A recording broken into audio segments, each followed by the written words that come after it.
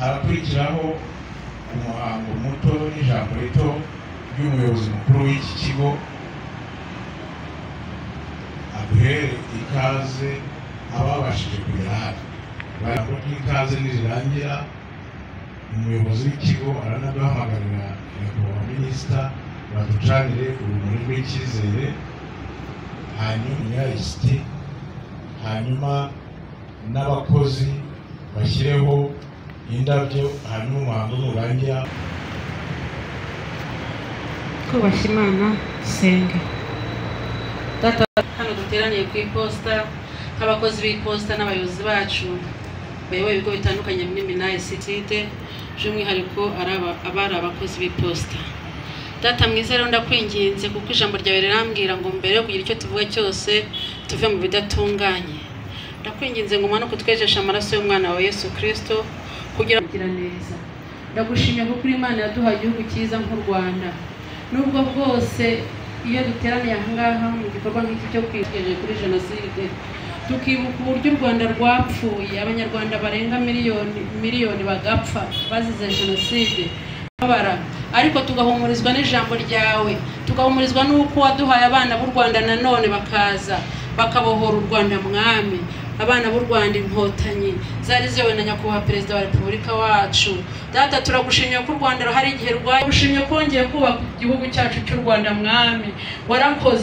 Warakoze no bihererwa icyubahiro. Turagushimye ko natwe watwubatse mwami. N'ukuri abarokotse jenoside hari igihe babibona nkaho byabaye ejo, nubwo tuvuga ngo hashize imyaka 31 hari abagifite ibikomere bivirirana. Ndakwinginze Kristo ngo umanuke womara imitima itentebutse. Ndakwinginze Kristo ngo abafite ibikomere byawe byo ku mutima no ku mubiri umanuke ubomore, kuko ijambo ryawe ryaravuze ngo uzongera kutwubaka kandi tuzaba twubakitse. Ngwino twomore rero mwami wacu Yesu Kristo, ngwino ugirire neza u Rwanda n'abanyarwanda. Ndagushimye kandi aho ugejeje urwubaka mwami. Aho ngaho twari tugeze nta wifuza kuba umunyarwanda, uyu munsi buri muntu wese arimo arabyiganira gushaka nationalite y'u Rwanda. Bigeze naho twumva ko iyo igiye kuzaza mu Rwanda mwami. Ndagushimye ko wazamuye ibendera ry'igihugu cy'u Rwanda. Warakoze Kristo n'ubihererwa icyubahiro. Uyu munsi rero nka ICT sector ntabwo twirengagiza ipfobya ririho rikorwa mwami.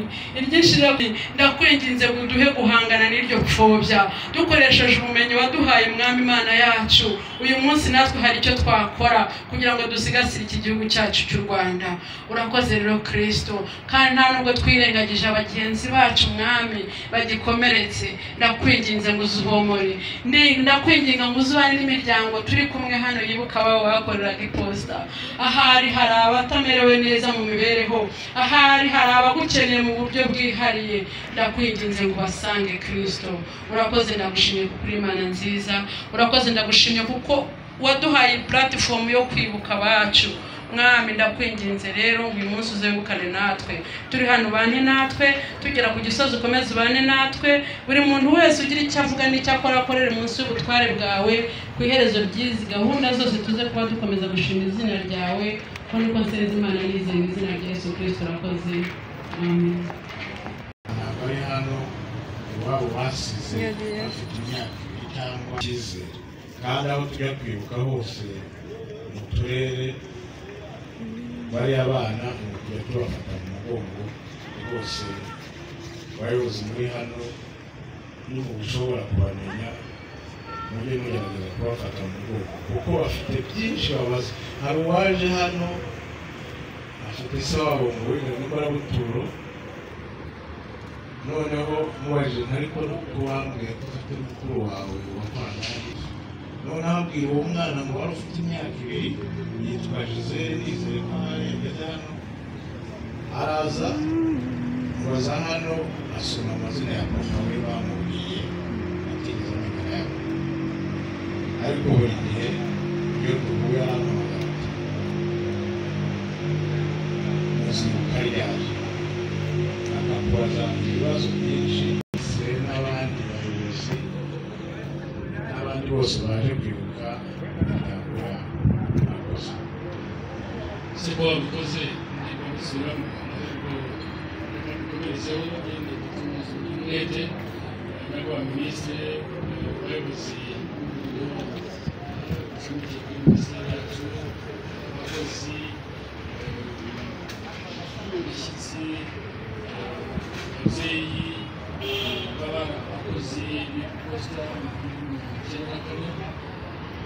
bahaye ikaze kandi twishimiye yuko abatweguka kugira ngo bifatanye natwe mu gihe cyo gukora kubona aho hari ikintu neza ikigo kimwe igikorwa twari twese batetse hano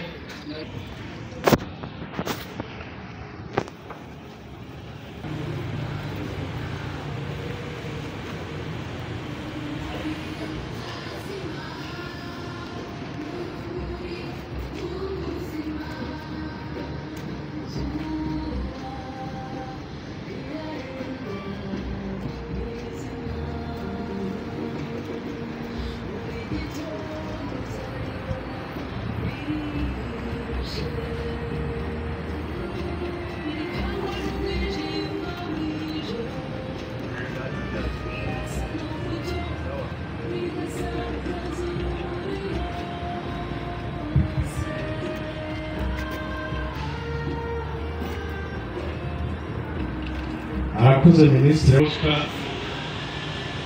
bajyane badushyire w'indabo, hanyuma harakurikiraho Deje wa Risa na Deje wa Rura, Deje wa Niska, Deje wa Nida na Deje wa Rasiya. bufitiwe kaje hamwe n'indyango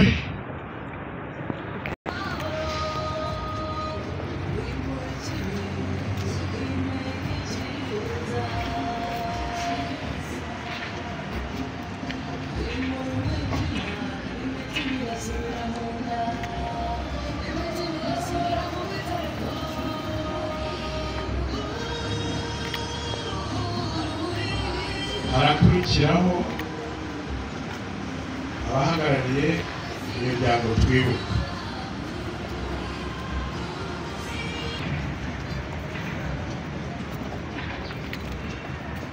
Mama ari mu Kankaka,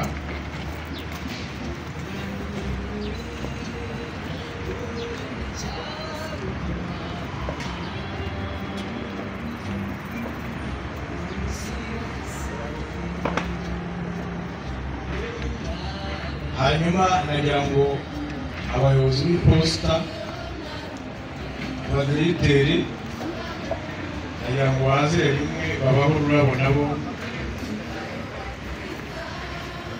badushyireho ururabo.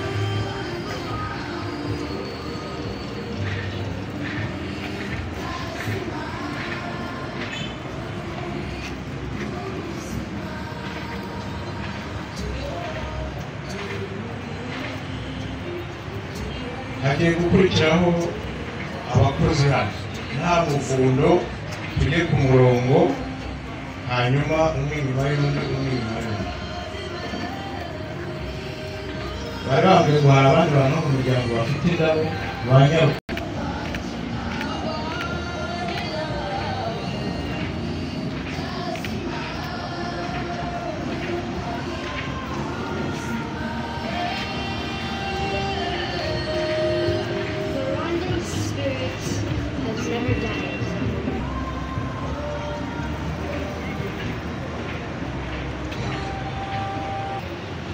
nagira ngo mbwire abakozi umwe umwe ku murongo twihuta.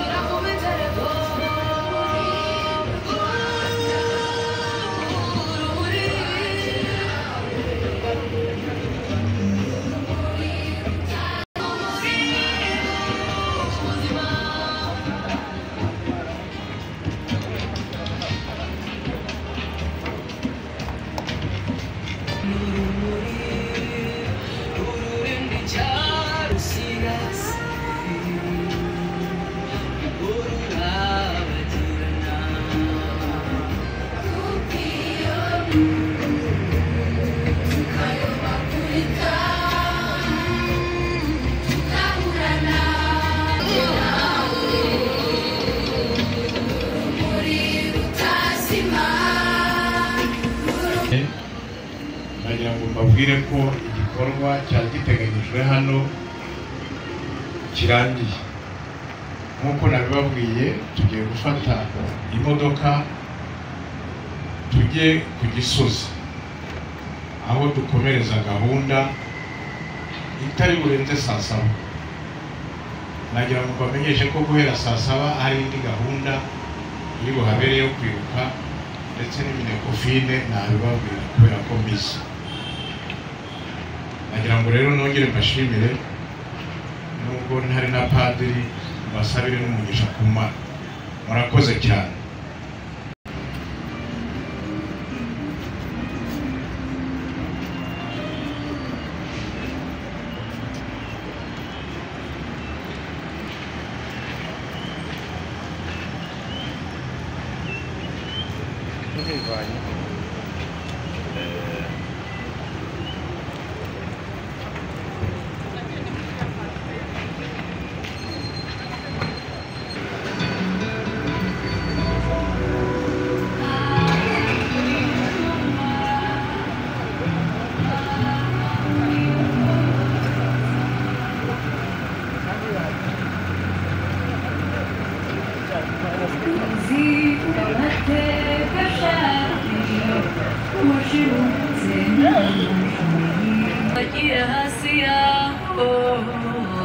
amateka nawe uyasigara kwibutsa rwayo n'inkomezi Rwanda Rwanda wihoreze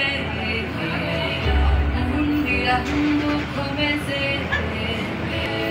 nayo ntizagaruka ingengabitekerezo yayo irakukane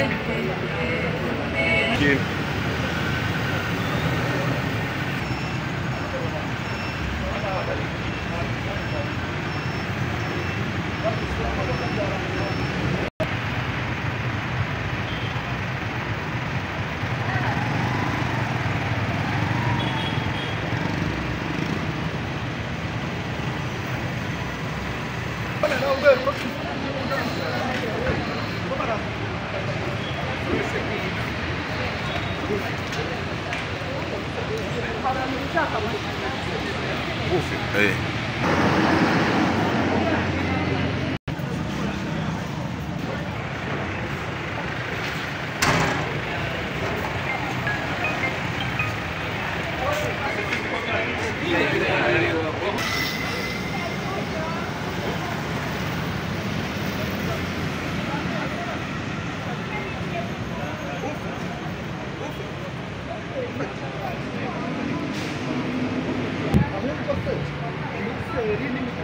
urangeza ku Gitagare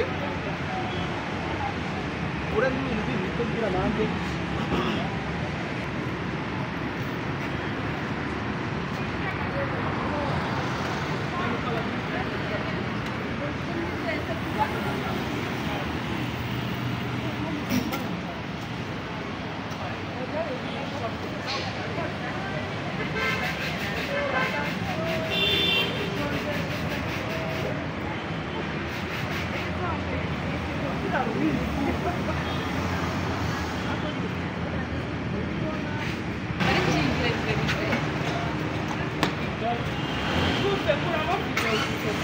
Você